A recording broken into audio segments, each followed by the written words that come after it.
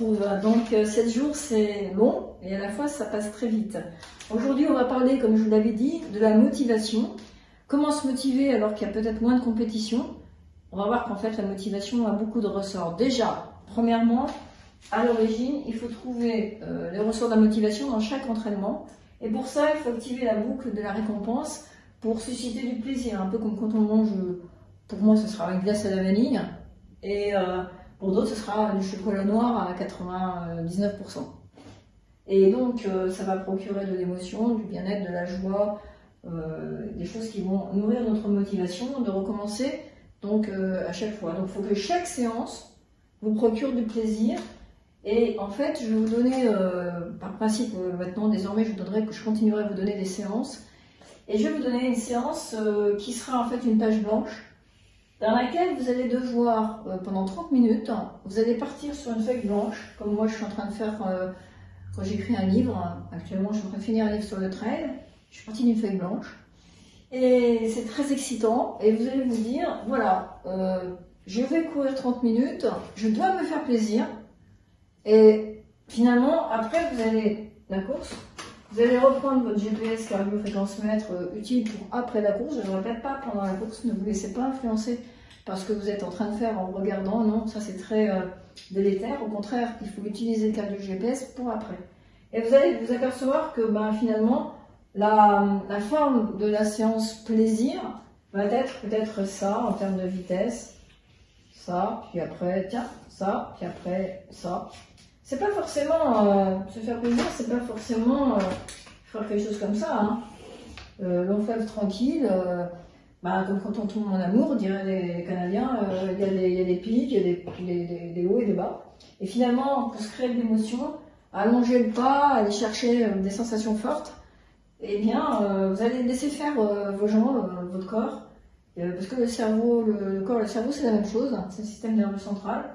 Et vous allez vous laisser vous guider par vos envies d'allonger le pas, parce que là, il y a un paysage, finalement, c'est un endroit où on a envie d'allonger le pas. Il y a un petit faux plat descendant, et il y a au contraire une côte qui nous taquine, qui nous provoque, à laquelle on a envie de monter à l'assaut. Et ça va provoquer des choses rigolotes. Alors bien sûr, s'il y a du dénivelé, mettez en projection le dénivelé, hein, pour que vous puissiez comprendre ce que vous faites. Et puis la fréquence cardiaque, qui peut-être que la fréquence cardiaque, elle va faire ça.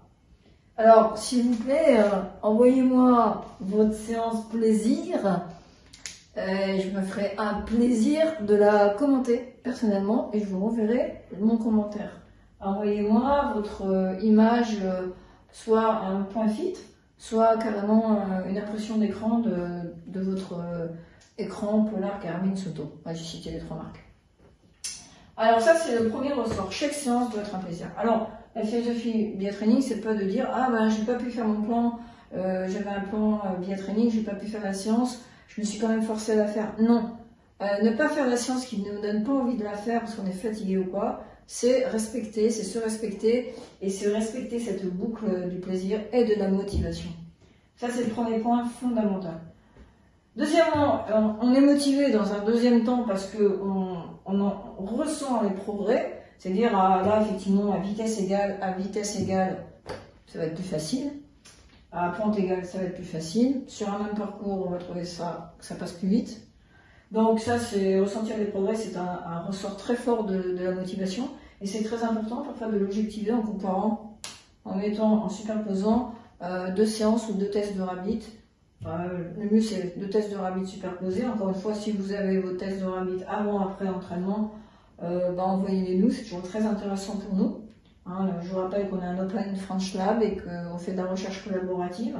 Ça nous fait aussi beaucoup progresser d'avoir vos retours et réciproquement. Et enfin, on va vous mettre à la fin de la vidéo le questionnaire qui s'appelle le PAMS. C'est un questionnaire d'évaluation de la motivation du marathonien.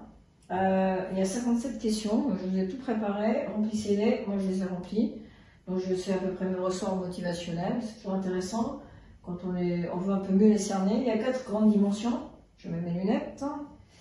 Santé, première grande motivation, sociale, donc santé souvent c'est le poids qui est exprimé, social c'est la reconnaissance et créer des liens sociaux, Et ça va être médiatisé médié par les réseaux sociaux, bien souvent. On partage un peu ce qu'on a fait, on veut de la reconnaissance, ou alors sur Strava, on fait un peu une compétition sur le même parcours.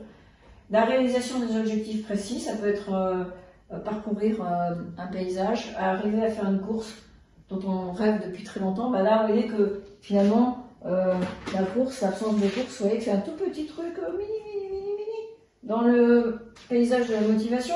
Donc c'est un tout petit ressort finalement, il y a plein d'autres choses pour se motiver. Donc on en reparlera. Donc c'est réaliser des objectifs. Moi personnellement, je me réalise beaucoup d'objectifs du genre un off, une traversée. Par exemple, j'ai eu l'occasion de faire le GR20 en autonomie. Il y a 30 ans, personne ne faisait le GR20 en autonomie, en courant, en trottinant avec un sac de 6 kg et en dormant pas dans les refuges. Ça peut être, j'ai fait Chamonix-Nice, bon, sans faire des gros trucs comme ça, ou du Puy à Conques dans l'Aubrac.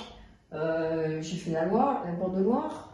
Maintenant, je me contenterai, en étant à Paris, de faire les chemins de halage de la Seine avec plutôt un trait urbain, en partant d'Alfortville jusqu'à le bord de Seine, en passant vers l'Arsenal pour remonter à la Bastoche, et puis après rejoindre le canal Saint-Martin qui se découvre après la Bastille pour arriver au canal de l'Ourcq par le bassin de la Villette et remonter vers la Marne par le canal de l'Ourcq. Voilà, il y a tellement de choses à faire, donc il n'y a pas que des courses dans la vie, il y a aussi des parcours, finalement c'est ça qui est intéressant. Ou bien moi ce que j'ai fait, c'est de Fontainebleau à Paris, Paris-Notre-Dame, par les bords de Seine.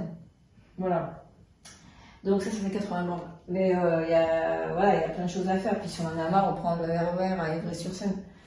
Voilà, sinon il y a aussi la dimension psychologique, renforcer l'estime de soi, diminuer son anxiété. C'est aussi une source de motivation. Donc vous allez pouvoir quantifier le poids de chacun de ces grandes familles. Et puis il faut surtout relativiser en fait. La course à pied, ça reste un jeu, et surtout de relativiser et ne pas avoir besoin de la course à pied pour donner un sens à sa vie. Je pense que la course à pied, c'est comme de lire un bon bouquin, d'aller au cinoche, etc. Ça fait partie de la culture de soi, mais je pense qu'il est toujours important d'avoir des objectifs. J'ai connu quelqu'un qui faisait des courses, du genre l'UTMB, puis après a traversé les Alpes, puis après monter à l'Everest, etc. Puis finalement, cette personne, un jour, je lui ai dit, tu sais, la course au corps, aux limites, chercher ses limites, c'est aussi un des ressorts de la motivation, ça a des limites. Et que finalement, la meilleure façon de donner un sens à sa vie, c'est aussi d'avoir un objectif un peu intellectuel ou au service des autres. Ça, c'est toujours très important. Et ne pas finalement penser qu'à courir, c'est juste une petite partie de la culture de soi. Mais c'est vrai que c'est sympa quand même. C'est sympa. Alors le thème de la semaine prochaine, déjà vous, votre job, c'est de remplir cette page blanche de la course plaisir, qui sera celle d'un jour finalement, peut-être pas celle du lendemain. Et puis peut-être de quantifier vos progrès, de vous donner 2 rabbits superposés, avant-après entraînement. Et puis ensuite de remplir le questionnaire pour voir, pourquoi pas, quels sont les poids privilégiés que vous donnez à la motivation entre ces 4 facteurs que je vous ai cités. La semaine prochaine, on va parler de la chaleur. J'ai eu l'occasion de gagner un marathon au Cameroun, à Douala. En plein mois de février, j'étais invitée là-bas. Et j'ai dû gérer un 38 degrés avec 90% d'humidité. Donc il y a la théorie et la pratique. Je pense que j'ai un petit peu les deux. Je vais vous en faire part et vous aussi, vous avez de l'expérience dans le domaine. Puisque là, on va arriver vers les grandes chaleurs. Voilà, pour l'instant, on est encore dans les amplitudes thermiques. On a passé les seins de glace au mois de mai, Saint-Pancras et tout ça. Et on a des fois des gros coups de neige quand on est en montagne. On a passé tout ça, maintenant on risque de rentrer dans les grandes chaleurs. On va parler de ça, de la chaleur. Je vous dis à tout ça. Vous avez de quoi faire pendant cette semaine. Et puis à la semaine prochaine. Bye bye.